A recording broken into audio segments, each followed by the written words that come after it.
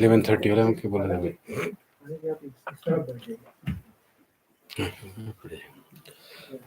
ওম আসতো মা সদ্গময় তমসো মা জ্যোতির্গময় মৃত্যোর্মা অমৃতম গময়। ওম শান্তি শান্তি শান্তি। May May the divine lead us from unreal to the real, from darkness to light, from death to immortality. Om, peace, peace, peace. Welcome to the Sunday service of the Vedanta Society, and today's topic is delusion of I and mine. So, this I and mine is the thing that as we perceive, is deluded. But this I and mine is also the source of taking us beyond the delusion to the reality.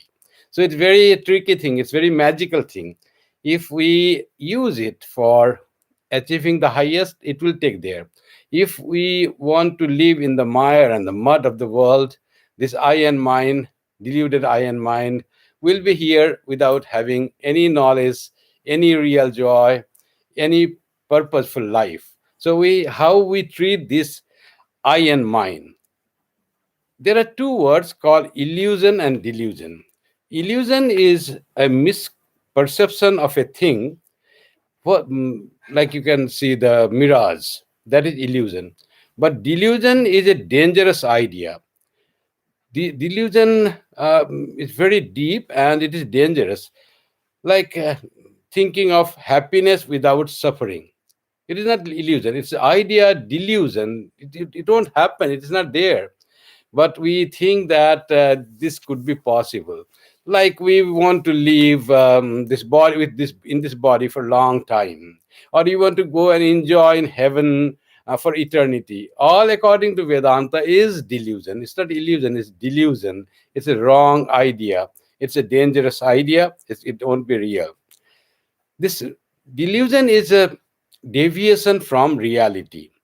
Reality means what is. What exactly is reality.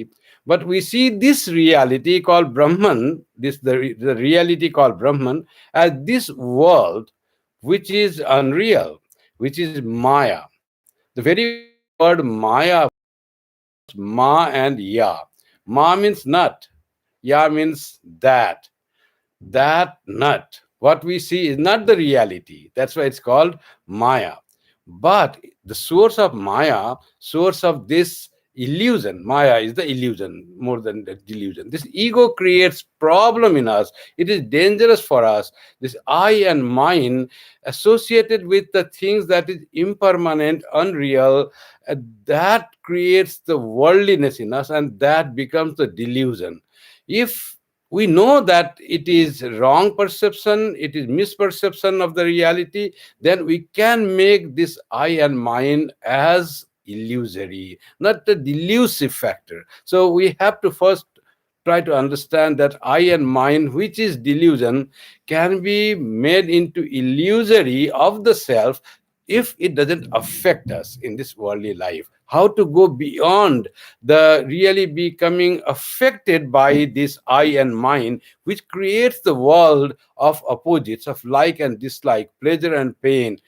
That is all delusion created by this delusory I and mine. The world we experience is an illusion. It is like a dream and illusion. But I and mine is delusion. Brahman, the one without a second, alone is the reality. That is unchangeable. There is no illusion and no delusion. The infinite ocean is reality, but the waves or the whirlpools are illusion. Just names and forms. There are different water, same infinite water, having some different form, and we give the name huge wave, beautiful wave, little ripple, all this different kind of name we give to the water body, having little seeming different forms for the momentary forms, and we give the names and say, oh, now wave is so beautiful, high wave. Oh, now that wave is gone, it died.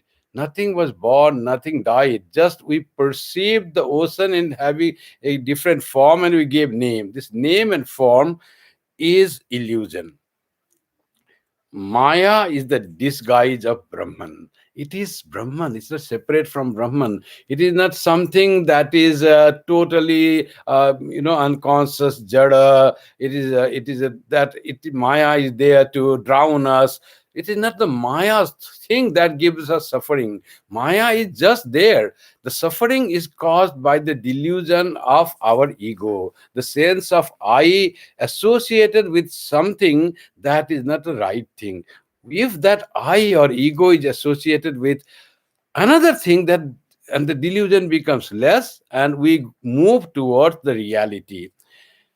Maya in disguise, Maya is the disguise of Brahman, and imagination for Brahman. We seeing Brahman, we are living in Brahman.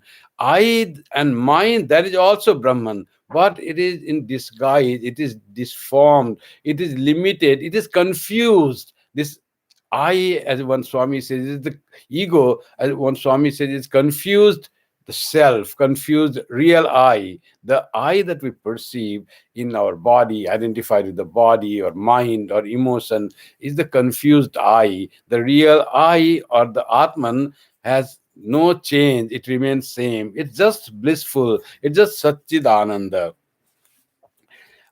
I and mine is delusion because it is the source of our suffering. The suffering is not because of our luck or bad luck or due to retribution of God or an act of Satan or because of planets and stars, but because of our delusory perception of the Atman. That is the cause of suffering. Buddha said that the cause of suffering is one thing, and he said tanha or desires. Vedanta recognizes five causes for suffering. What are the five causes? It's avidya, Vedanta and yoga. Avidya, Asmita, Raga, Dvesa, Abhinivesa. These are the causes of suffering. The first cause, that is the cause of suffering, is avidya. What is avidya? Ignorance. Ignorance of what? Ignorance of our true nature. Ignorance of I, instead of being our ego, it is I is the self or the Atman or the infinite blissful reality. We forget that, we become unaware of that and make ourselves small. This body, this little life of when after we are born, we think that is our existence. With this delusion and this disconnection with the reality, by this ignorance creates all the problem. We make ourselves so puny, so minute, so unholy, so impure. Just we have been thinking that way, forgotten. Why do we think that way? Because we got in ignorance of the true self. We are disconnected of our identification with the true self, loss of contact with reality. That is called avidya. Just we are real, but somehow we are not able to connect with our own reality. We have been lost from our own place. We are in delusion of thinking ourselves as this body, as this mind. I think I am 6 foot tall. I'm getting angry, or I'm very peaceful. Emotions, body, mind, thoughts, we all associated I with those, and that is the cause of avidya starts that. Then there is second cause of suffering according to Yoga Vedanta is Asmita. Asmita is ego. When we lost our contact with the reality, we deviated from the reality. We simply forgot our own glory and our infinitude and thought ourselves to be finite, small. That avidya brought ego in us. Ego is just thinking wrongly about ourselves. I, instead of being whole, I became a part of this existence, but in reality, I am the whole of existence. And that ego creates all problems and originates from avidya. Avidya is one cause, and all these causes that come after that, beginning from avidya, is asmita, ego. Ego is misunderstanding, misperception of our own true reality. And with the asmita, I sense individuality separate from the whole, be making ourselves small, comes the feeling of insecurity. I will die, the person will harm me, I'll become sick. Like those things, insecurity comes because of this asmita, ego, deluded I, deluded ego, deluded the sense of self. The self, the infinite, became small. This ego, when it comes that I become a part of this whole, and the whole universe in front of me, I don't read universe as one true sense. With that ignorance of the true reality, then there comes two things in our behavior, to what we perceive: human beings, situations, circumstances, animals. We divide the whole world into two groups. Polarization happens. One polarization is good, another is bad thing. We think we divide the people from, these are my friends, these are my enemies. These are, I like them, I dislike them, I love them, I hate them. These are in my this list. That there are two lists we start making of the people who are not really what we think of them. Only it is because of our deluded thought of I that we divide the world into two. No one is good or bad. People are like people. Just in my eyes, this person becomes good, that person becomes bad. In others' eyes, the person whom I thought is bad, for that person is good. What I thought good is for another person is bad. So this good and bad is not the universal thing. It's not the right reading. It's a wrong reading created by my ego, individuality, imperfect perception of my true self. The attachment, liking, loving is called raga. You get attracted. And aversion, those who do not like, those you hate, that's called dvesa. This third is the cause of suffering is raga. The fourth is dvesa. Raga also create problem, and this raga and dvesa, this liking and disliking, this attachment and aversion, this is also not it's not perfect, it's not true for always. Whom you like today, you will dislike tomorrow. Who is, suppose you think you are your friend today, it may become your enemy tomorrow. So whom you thought was bad may become good tomorrow in your eyes. So this raga and dvesa, the third and fourth cause of suffering. First avidya, the main cause, then asmita, the individuality. Then with the individuality immediately comes like magic. When we think we are individuality, comes two perception, raga and dvesa, the attachment and aversion, like and dislike. Attachment to the things that we like, aversion to the things that we dislike, and all created because of ignorance. And there is the fifth cause of suffering, and that's called clinging. We want to cling what we have. We want to be as we are. We want to be always in the form that you are the best health, youthful, power, energy. We want to cling to our situation, but that doesn't happen. It's just delusion. It with the world, this what you think yourself. If you think yourself as the body being a part of the nature, it undergoes six changes. That jayate, asti, vardate, viparinamate, apakshiyate, nasyati. It is born, it will grow, it will mature, then it will become old, start decaying, and ultimately it will destroy or die. If you think yourself as this material body, it will undergo changes, and you want to cling that thing that is ever changing. This clinging to the thing is another cause of suffering. Why suffering? because you want to cling and want to make it as it is, and it won't remain. By the very law of nature, it will be changing. You are holding on to something that will ever change. You want to hold on to the shadow of the sun of a tree or yourself. I want to be this much, this is beautiful set, I don't want to change. But sun is changing, then shadow is naturally changed. You cannot hold on to your shadow as that you saw at particular moment of time. As the time changes, shadow it change, and then you start crying. Oh, I was so nice at the time when I was there. It's like my height or my tall. I look taller. Now I look shorter. Sun has come up. Now you look shorter. But how you can be taller? You are holding on to something that is unreal. That will change. So if you become, you suffer because of that clinging to the situation, clinging to the condition of your health, clinging to the age that you are.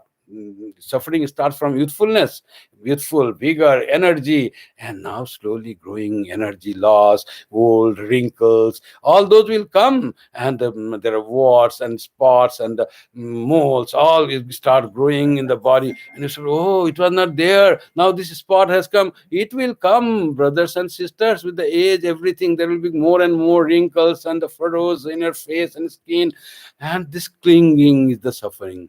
If you don't cling to the situation, you allow the changes to happen, suffering is not there. Oh, in the old age it happens. Then you will go on accepting the thing of the old age.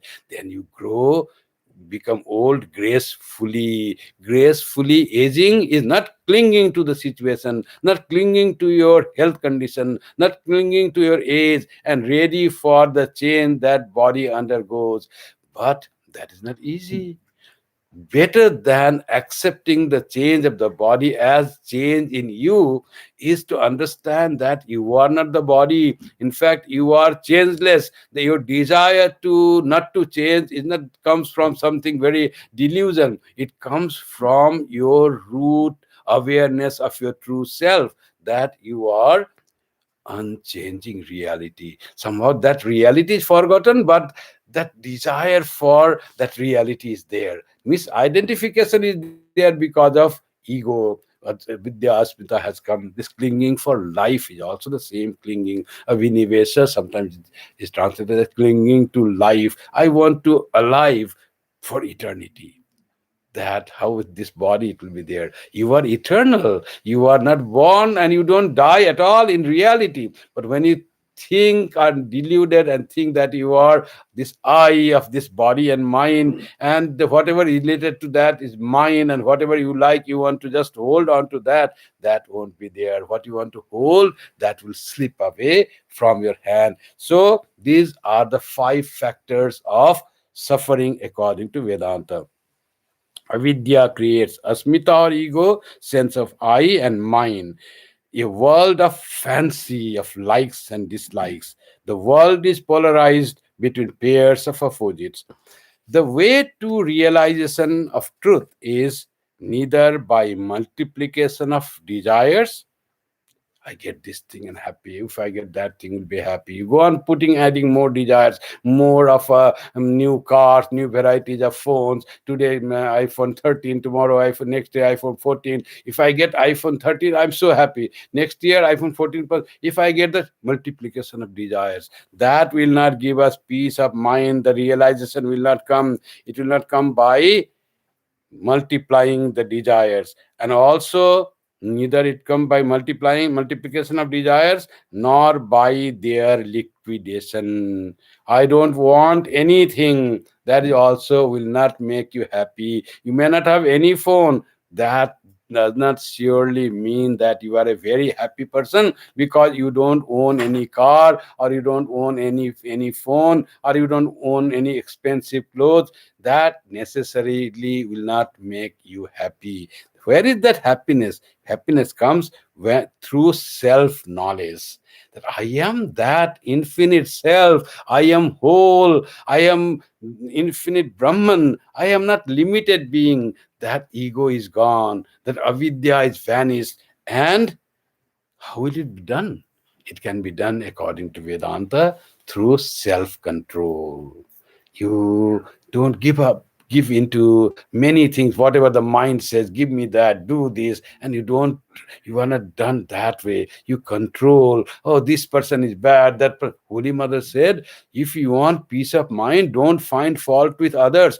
That is self control. That is the way to realize the self. That is the way to peace and blessedness. That is the goal towards being whole. That is the way to conquer the avidya or the individuality. So that starts from there, not finding fault with others. This person is, oh, everything we see fault, and who suffers? We suffer. That person who sees fault suffers more, and who doesn't see fault, that starts moving towards the reality, towards truth. The so, through self control, we'll attain self knowledge, and that is the real path to go beyond suffering. This reality, as I said, I and mind is delusion, it is misperception, wrong idea, dangerous idea. But what is then reality? The reality, ultimately, there are in Vedanta recognizes three levels of reality. One, it says the reality that doesn't change at all. That is Brahman, beyond our mind, beyond our thought. And that reality appears as this world where we talk with the people, we transact, we work, we live, we breathe. This is another level of the same reality, that ultimate, unchanging, infinite reality. That this world, that reality through Maya is perceived as this world, as Jagat, changing reality, transactionable reality. The ultimate reality is called supreme reality or paramarthika satya. The second level of reality is vyavaharika satya or transactional reality, this world that we live, our waking state. There is the third reality. What is the third reality? It is called pratibhasika satya, apparent reality. When we are in that, we think it is real. But maybe when knowledge comes, it is vanishes. We may see that, but it is not reality. For example, when we dream is pratibhashika satya. We are in that world for the time being, and but for that time it is really transactionable reality, that is vyavaharika satya. But from our this standpoint, this that dream is pratibhashika satya. But in dream we are not aware. Suppose in the dream we are aware that I am in fact sleeping, this is all dream, then that becomes vyavaharika satya. Suppose we see a oasis in a desert, in mirage in the desert, and then we see the water, trees around, and then that you perceive with your eyes, as you perceive this world. But you go to drink water, there is no water. So you cannot transact, it doesn't help you. So that becomes first I went to drink water, no water. Then I realized, oh, it is the mirage that I had read. Next day he goes, again he sees mirage. This Prativashika Satya is there. But he says, then this Vyavaharika Satya, intellect, that says, no, that is just delusion. You are aware of your that reality. That is a kind of reality which is just apparent reality, it's not the true reality. So, getting rid of the delusion of I and mine is the path of the knowledge of Brahman. When we know the Brahman, then we go get rid of the delusion of I and mine. The path to Brahman is from this transactionable reality or Vyavaharika Satya through Maya. That is not Maya, it is Jagat. And to take us to the reality. So, how does it take? First, we see the Brahman with upadhis. You see this, all qualities we give to the I. I am this, I am that, I am learned, I am ignorant, I am happy. All these upadhis come. Then comes Brahman with qualities, lakshana. So slowly we see Brahman is Satyam, Jnanam, Anantam Brahma, Satchidananda Brahman. This all we had thought about the self as having this happiness and misery and thinking body, this upadhis we are adding on to the Brahman, that were incorrect. And then we think Brahman is Satchidananda. There is also the second level, lakshana we give, qualities we give, that in reality there is no qualities. And third is the negation of apabada or adhyaropa, that Brahman is the efficient cause of efficient cause of this universe, what is my body, that Brahman created universe. Brahman is consciousness, this universe is inert, it is jada. That is also apava, adhyaropa. We just put it on the this world like that. So that has to be negated, apavada.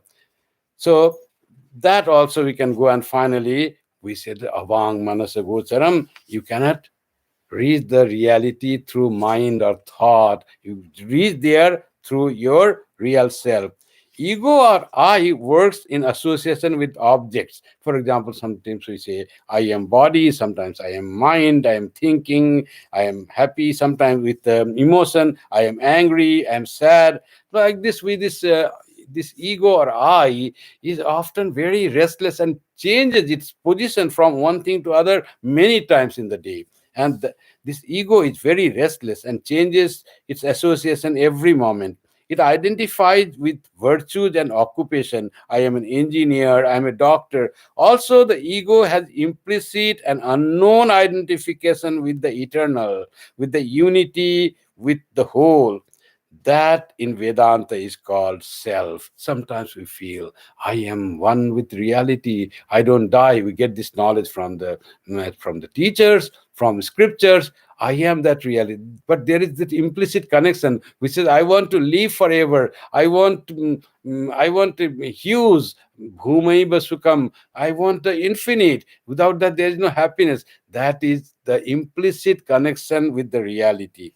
Our feeling of compassion, mercy, sympathy, and empathy for others is this implicit and unpronounced identification of the ego with the self or the Atman, capital S.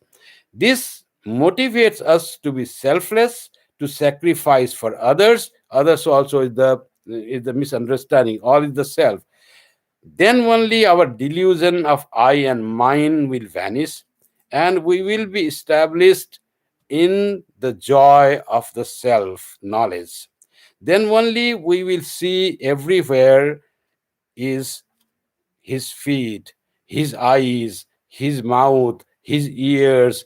He encompassing all. Sarvatah panipadam tat sarvatok shishiro mukham sarvatah shrutimal loke sarvam avritati stati ishavasyam idam sarvam. All that comes through inclination, implicit, our identification with the reality. Sometimes it happens. We have to nurture our ego or this deluded I and mind more towards that reality. If by deliberately we have to try to connect it with the truth, it is deviated and we are aware of the deviation. For that we suffer. Now the way to go beyond suffering is reconnecting to the reality, regaining our own reality. That's in the Upanishads. It is called aprapnoti swarajyam. We have to regain our lost kingdom. Thus, our journey from the delusion of individual I and deluded I and mine will culminate in the self and the whole, in Brahman itself. Our goal in the spiritual journey, in the journey of this life, having got this human life, we are travelers, travelers from ignorance to knowledge, from darkness to light, from immortality to from death to immortality. So this journey we'll have to do it deliberately, and success is definitely will be there by the grace of God. That comes to everyone who sincerely tries, and then the culmination of our human life will be there, that our life will be successful. The goal of human life is to realize God, is to go beyond this deluded I and mine and understand I am that self. After knowing the true self, then you transact in the world, be in the dream, and not be affected by the fearful scenes of tigers and dying and the fire. You are not afraid because you know it is a dream. How wonderful will that dream be when you are not affected by anything that is dangerous, fearful, scary in the dream, and yet you are enjoying everything. You are enjoying the good of dream, also you are enjoying the fearful things and scary things and dangerous things of the dream. That will happen when we know who we really are. Let us put ourselves in that glorious height which we are, and that is called Brahman Jnana, and that will happen by going beyond the delusion of I and mine through the practice of spiritual sadhana, by loving God and praying and meditating, trying to connect with the reality, saying, Neti, I am not this body, I am not the suffering, nobody has done any harm to me, nobody is bad.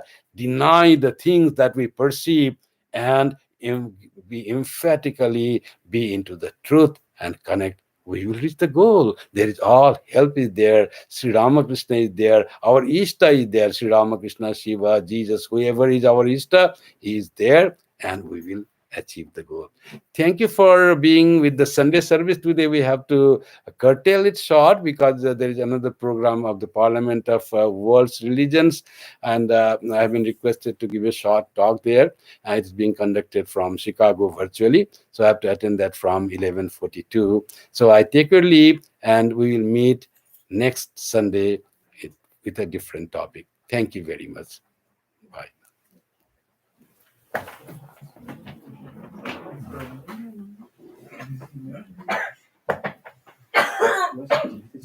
Mhm.